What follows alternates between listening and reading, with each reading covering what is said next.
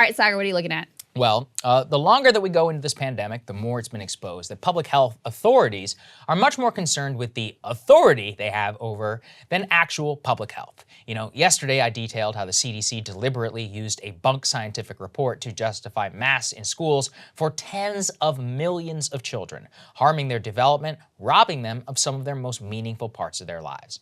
While I believe that children should always be our #1 priority, there's also plenty of unscientific pandemic theater in our daily lives too. Like people who still think COVID is spread by surfaces, those who still abide by 6 feet apart even when there's no evidence to support it. But worse, the absolute worst of it all, is wearing a mask on a plane. As someone who has flown now several times throughout the pandemic, I have witnessed parents hold masks to the faces of their screaming children in desperate fear that they will get kicked off the plane. I've witnessed people whose masks have fallen below their noses while sleeping get woken up and sternly reminded. And yet, when the snacks get distributed, then it's like, oh, okay, it's fine to take off. Obviously, it doesn't make any damn sense, but you leave it to the chief villain of this pandemic to not only defend the current policy, say it will never go away. Take a listen. Several of the top, the CEOs of the top airlines said that on an airplane, you are actually safer than you are in an ICU, the protection with the filtration system they have. They were suggesting that there really isn't much of a need for a mask on an airplane. Are we going to get to the point where we won't have to wear masks on airplanes? I don't think so. I think when you're dealing with a closed space, even though the filtration is good, that you want to go that extra step. In plain English, no matter what happens, the masks are not coming off. That's Dr. Fauci if he has his way. This is crazy, and it also shows you once again, his so-called recommendation is not rooted in science. As the host Jonathan Karl alluded to, research from the Pentagon, United Airlines, and Delta Airlines all suggest transmission of coronavirus on board an airplane remains low, with the Pentagon study finding that you would have to sit next to an infectious passenger for 54 hours before you got an infectious dose of the virus through the air. Don't trust the Pentagon? Look, I don't blame you. Okay, let's take a look at Harvard University.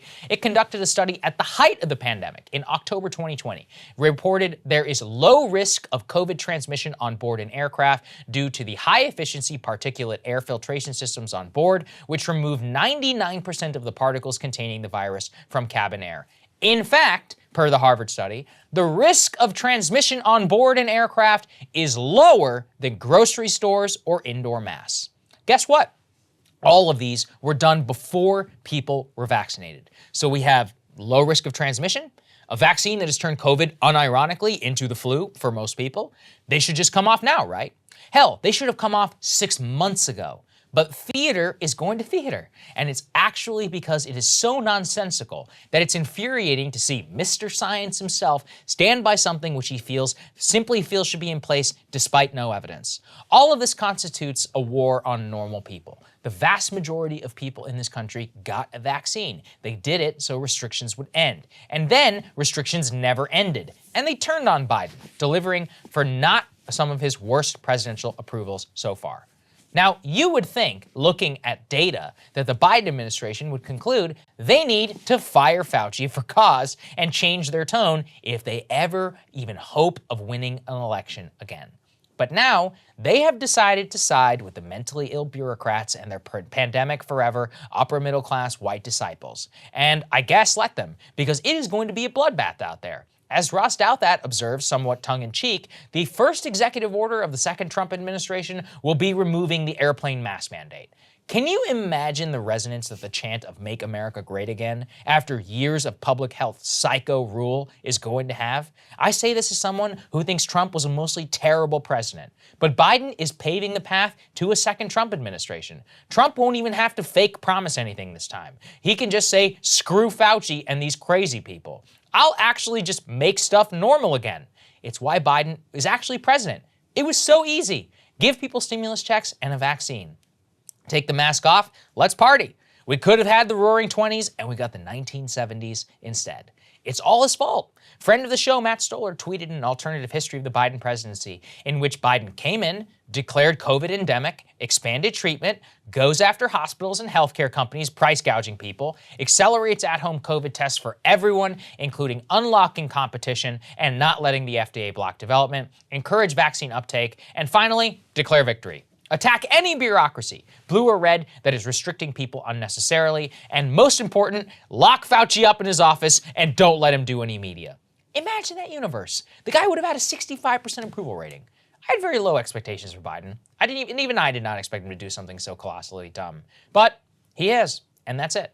There is almost no return from the place that we are at right now. Biden has abandoned us to be ruled by the Faucis and the psychos of the world, and he has ensured both his own and the Democratic Party's destruction, and they deserve it, honestly.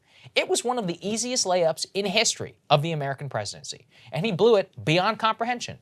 What depresses me most is that I have watched 2 presidents in the last 2 years fail miserably at what needs to be done on COVID. We can't even get what we actually need. Maybe we're just getting what we deserve.